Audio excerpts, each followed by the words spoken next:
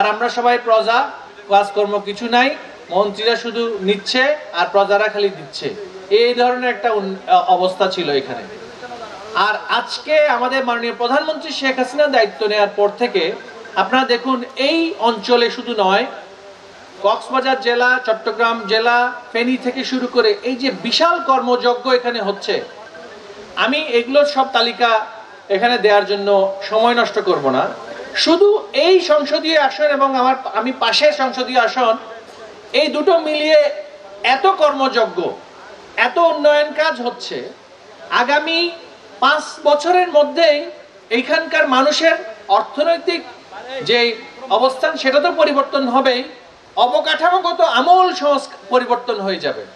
এই যে 1000 কোটি টাকা জলাবদ্ধতা প্রকল্প হাতে নেওয়া হয়েছে বাংলাদেশ সেনাবাহিনীর মাধ্যমে, সেটা করা হচ্ছে, এটার সুফল আমরা এই বছরেই মোটামুটি আমরা দেখতে পেয়েছি অনেকাংশেই, যে পানি কিন্তু এবছর সেই অর্থে উঠে নাই, একটা পরিকল্পিতভাবে তারা একটা এক্সিট রুট করে দিয়েছিলেন। এই আসনেই এই যে হামিদচরে 1200 কোটি টাকার একটা বিশ্ববিদ্যালয় মাননীয় প্রধানমন্ত্রী জননেত্রী শেখ হাসিনার বিশেষ ব্যক্তিগত উদ্যোগে এটা এখানেই করা হচ্ছে। এইখানের মানুষের জন্য 1200 কোটি টাকার বিশ্ববিদ্যালয়, মেরিটাইম, বঙ্গবন্ধু শেখ মুজিবুর রহমান মেরিটাইম বিশ্ববিদ্যালয়, চমক।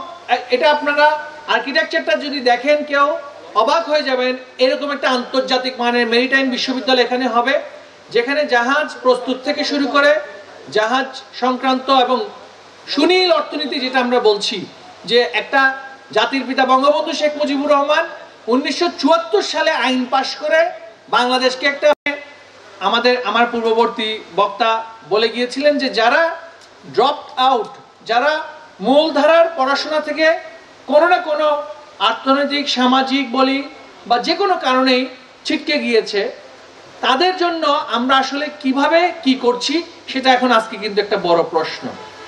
আমাদের সনাতনী চিন্তায় একেবারে শিশু বয়স থেকে আমরা আমাদের ছেলে মেয়েদেরকে যেই ভয়াবহ একটা মেধা প্রতিযোগিতায় ঠেলে দেই ভর্তি যুদ্ধর নাম করে, এই ভয়াবহতার কারণে আমাদের ছেলে মেয়েদের সৃজনশীলতা নষ্ট হয়ে যায়, আত্মকেন্দ্রিকতার সৃষ্টি হয়। 10 বছর বয়সে কিসের মেধার পরিচয় দিবে সে? যখন সে শিখার কথা 12, 13, 14, 15 বছর বয়সে কিসের মেধার সে পরিচয় দিবে? মেধা তার 16, 17, 18 আগে তো তার পরিচয় দেওয়ার মতন মেধা অর্জনই করে নাই। যে সাম্যের কথা, যে সবাইকে নিয়ে এগিয়ে যাওয়ার কথা, ন্যূনতম অধিকার, অর্থনৈতিক অধিকার, শিক্ষার অধিকার নিশ্চিত করার কথা, লিভ নো ওয়ান বিহাইন্ড, আজকে জাতিসংঘ সেটা বলছে। এবং কাউকেই যাতে করে আমরা পিছিয়ে না যায়, তাই সবাইকে এগিয়ে নিয়ে যাওয়ার জন্য এই যে আজকে এখানে যে কোর্সগুলো করা হবে, এই প্রতিষ্ঠানটা সৃষ্টি হওয়ার পরে, এটা কোনো সুনির্দিষ্ট বয়সের জন্য নয়। আমরা যাতে করে আমাদের মানসিকতাটাকে এমন ভাবে সৃষ্টি করি যে যেখানেই প্রশিক্ষণ, সেটাকেই আমার গ্রহণ করার মানসিকতা নিতে হবে।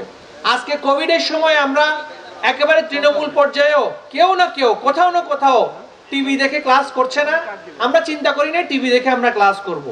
ইন্টারনেট থেকে এই যে আমাদের মাননীয় প্রতিমন্ত্রী মহোদয় এখানে আছেন, প্রথম থেকে আমাদেরকে যে ব্যাপক তারা সহযোগিতা করলেন, পৃথিবীর কোনো দেশে এত দ্রুততার সাথে ক্লাস রেকর্ড করে নামিয়ে দেওয়া হয় নাই। হ্যাঁ, এটা অনেক মানের বিষয়ে বা পৌঁছানোর বিষয়ে আমাদের অনেক চ্যালেঞ্জ ছিল, কিন্তু আমরা নেমে গিয়েছি।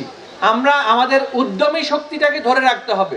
আমাদের এই দেশের যে সম্পদ, সেটাকে যদি আমরা বাজারজাত করার জন্য, যে এই যে এখানে কোর্সের মধ্যে আছে, আপনারা দেখবেন যে ই কমার্স ম্যানেজমেন্টটা যে কোনো বয়সের আমাদের যে কোনো ব্যক্তি সেটা প্রশিক্ষণটা নিতে পারেন। যে ই কমার্স ইলেকট্রনিক্যালি বাণিজ্য করা, এই চট্টগ্রাম অঞ্চলে সবাই আমরা বালামবই আর খাতুনগঞ্জে বসে বাণিজ্য করার কথা শুনেছি, কিন্তু শুধু বালামবই আর খাতুনগঞ্জে বসে বাণিজ্য করলে আর এই সেবাটা দেওয়ার মাধ্যমে একটা আয়ের উৎস সৃষ্টি করতে পারবো। কিন্তু এখন ইউনিভার্সিটি গ্র্যাজুয়েট হওয়ার পরে আমি যদি মনে করি না, আমি কিসের জন্য এই মিস্ত্রির পিছনে ঘুরবো বা কিসের জন্য আমি একটা নিজের থেকে এটা করতে যাব, আমি তো ভাই ইউনিভার্সিটির সনদধারী, আমাকে তো চাকরি দিতেই হবে, চাকরি দিলে বেতনও দিতে হবে, এটার পিছন ঘুরবো, আমারও জীবন নষ্ট, আমার পরিবার আমার দিকে তাকিয়ে আছে, তাদেরও কিন্তু একটা প্রত্যাশার জায়গায় স্বপ্নভঙ্গ হচ্ছে। তাই আমাদের মানসিকতা একটু পরিবর্তন করতে হবে।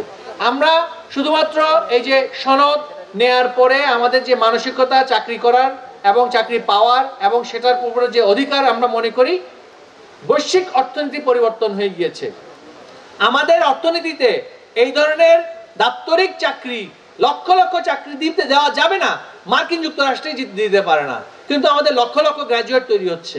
এই লক্ষ লক্ষ গ্র্যাজুয়েটের মানসিকতা পরিবর্তন করে, আমাদের এই জেন্টলম্যানলি মানসিকতা পরিবর্তন করে, বঙ্গবন্ধু যে কথাটা বলেছিলেন যে ঔপনিবেশিক শিক্ষা ব্যবস্থার যে মানসিকতা আমাদের মধ্যে ঢুকে গিয়েছে, সেইটাকে পরিবর্তন করে আমাদের সকলের সর্বত্র সকল পর্যায়ে নারী পুরুষ সকলের মধ্যে আমাদের সংবিধানে নির্দেশিত যেই আমাদের মূল নীতিগুলো, সেগুলোর চর্চা, সেগুলোর প্রচারণা আমাদের করতে হবে।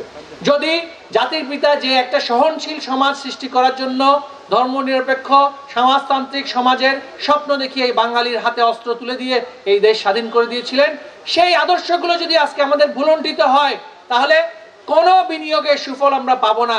কারণ অরাজকতা, অস্থিতিশীলতা, হানাহানি, সাম্প্রদায়িক দাঙ্গায় এই বাংলাদেশ ভরে যাবে যদি আমরা এই বিষয়টাকে আমাদের তরুণদের মধ্যে আনতে না পারি।